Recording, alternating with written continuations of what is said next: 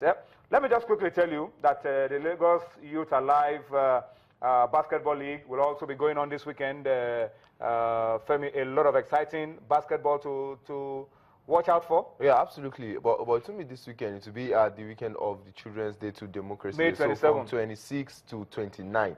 But the finals will be on the 29th itself. So it's the playoffs. You know, all the best teams in all the categories, on the 12s, on the 16s, on the 18s, and the girls category will be coming down. Let's not forget that our friends from Ekiti will also be in town, you know, to also, you know, be a part of it. Yes, be a part of it. So it's all about playing, it's all about having fun, and knowing who the champions are eventually. This is a competition that has run for almost 3 months. You know, you see kids playing close to 3 games every week at that stage, at that level. And it's one of the beautiful things, you know, that is going on with grassroots sports in Nigeria, which is something that we hope, just like Sir Frank Lawyer said, that the private sector, you know, should support. I mean, Channels is doing a good job with the Channels Kids Cup, and, you know, something like this also going on, you know, in Lagos State, you know, with basketball. Thank God the MBBF is well aware of this, and they are also supporting this. So we also need some private answers to come so we can build it, you know, a legacy for our sports in the long run, you know, and it goes across board.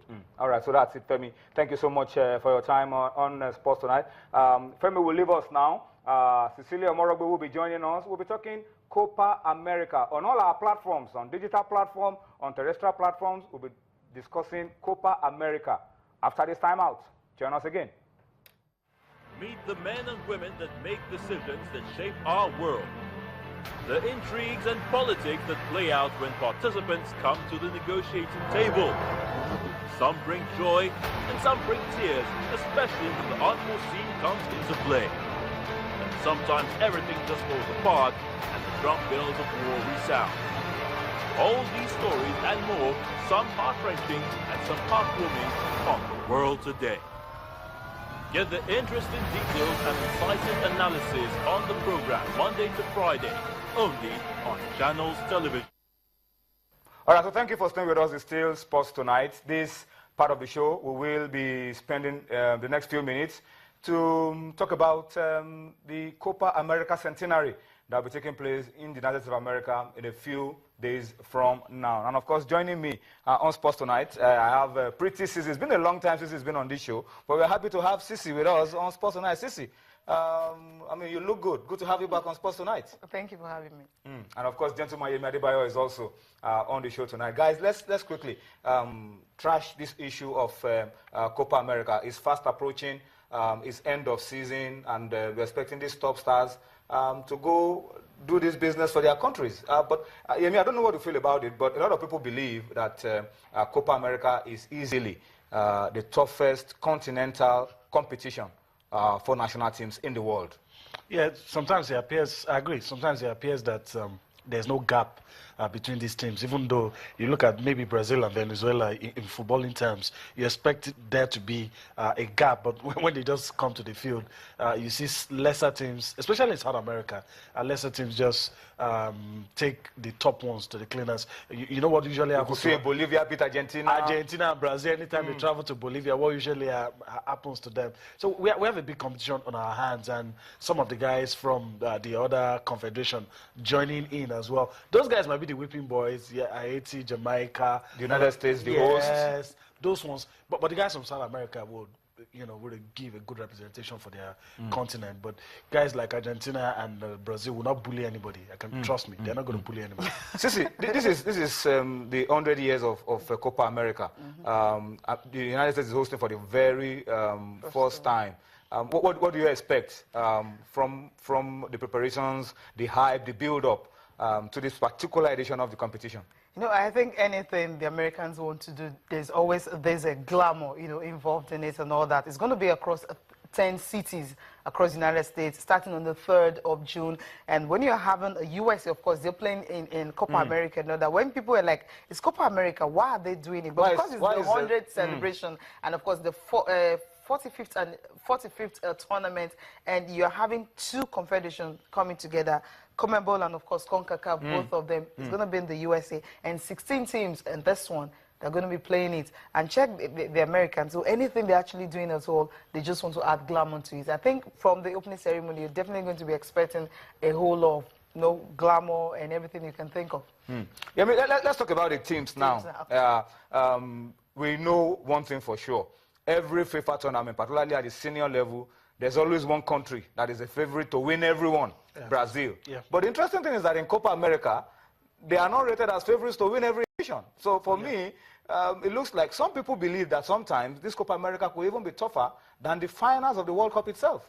Yeah, they have an easier ride in the World Cup than in the Copa America. So this Brazil team that's going to be without Neymar, we'll wait to see what's going to happen. I don't have Dunga right now. I don't really because he still has to perform. Yeah, Neymar or no Neymar. And the fact that most of those guys, you know, they have the same problem African teams have. Most of their players play in mainstream Europe. So, you know, putting those guys together, you know, somebody scores a goal today, you want to quickly include him into the Brazilian team. That blend that they always have, they don't have it anymore. So I don't know what's going to happen. I want to see. But I just want to see Mexico. That's the team I want to see.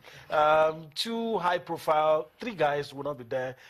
Giovanni Dos Santos is not going to be there. The coach is not going to pick him. Jonathan Dos Santos, Junior Bra, is not going to be there. He's injured. Then Carlos Vela. I mean, a lot of people, when Mexico is playing, you want to see Carlos Vela, but his form has dipped. But in spite of that, the coach is saying, just watch out for me. You see what... So, based on that, you know, I got attracted to Mexico in those days because of Campos, the goalkeeper, and over the years they've shown us that they could produce players, even players you don't know in Europe. So that's why, if you're talking about underdogs, if you're talking about the Copa America, sometimes in the tournament for lesser known teams, I think I'm going to just watch out for Mexico. Okay. Lionel Messi, I mean, won't be part of the Olympic Games. And is the best player in the world by a mile. Everybody agrees that this is the best player in the world. Even his influence sometimes doesn't help make too much of a difference for Argentina. But what are you expecting from Argentina this time? People say that Messi can only begin to compare himself with the best and the greats of football if he begins to pick up trophies for his country. For his country. I mean, if you check the fact that they actually finished as runner-up, you know, last year and all that, just like what happened at the World Cup. Even when they hosted Copa America, they didn't win it. They couldn't win it. I mean, they went to Chile, of course, Chile winning it for the first time. And check the group that they're in right now. You also have that same Chile. They're going to be playing June 6th. There's also Panama in that group. I understand Bolivia is also in that group. Remember what Bolivia actually did to the Argentines when they were qualifying for the 2014 World Cup. So you have these teams actually very brilliant. So when they have a Lionel Messi, and you have a Mascherano, and of course you have a Sergio Aguero, some top players in that Argentine squad. Actually, for me, I think Argentina is actually favorite for this tournament. They've won it 14 times. It's only Uruguay that have actually won one more better 15 times. So for me, I think Argentines, they are definitely favorites for this. Messi, of course, actually needs to prove his worth right now. They will be having enough time to rest. They are not in the finals of the Champions League. So I think some of the players will have enough time to rest before they start the game. Argentina is the team I'll definitely be picking because their group D, you have other, apart from Chile, I think that's the only team that can actually give them, the only country that will give them a run for their money. Bolivia and Panama, I don't think they can. But even if they move out of Group D, they still have to navigate exactly through some very tricky teams before they get to the final. Exactly. You talked about the Brazilian team. I think the Brazilians are actually taking the Olympics, you know, more serious than the Copa America.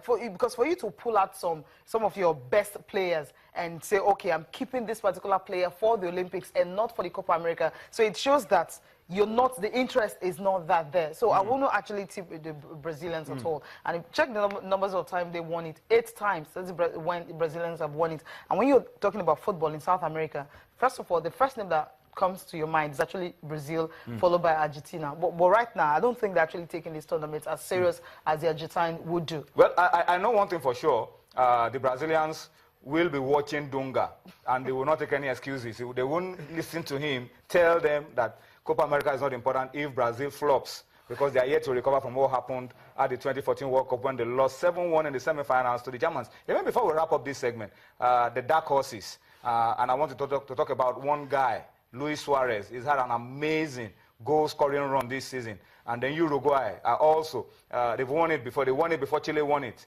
Dark horses for this edition of Copa America with Luis Suarez as the arrowhead. I don't know if a lot of people will agree with you if you call them dark horses. I think some people will even say they're favorites because they were former champions. Now you have Luis Suarez back. He's not been around for a while because stupidly got himself into trouble. But now he's back. He's available. You still have Edison Cavani in the mix and some other players. So you'll have to put Uruguay in the same mix as Brazil, Argentina, and Chile. If you want to say some guys are the top dogs, those guys. But then again, maybe you place them maybe under Argentina and Brazil. Talk about Colombia as well.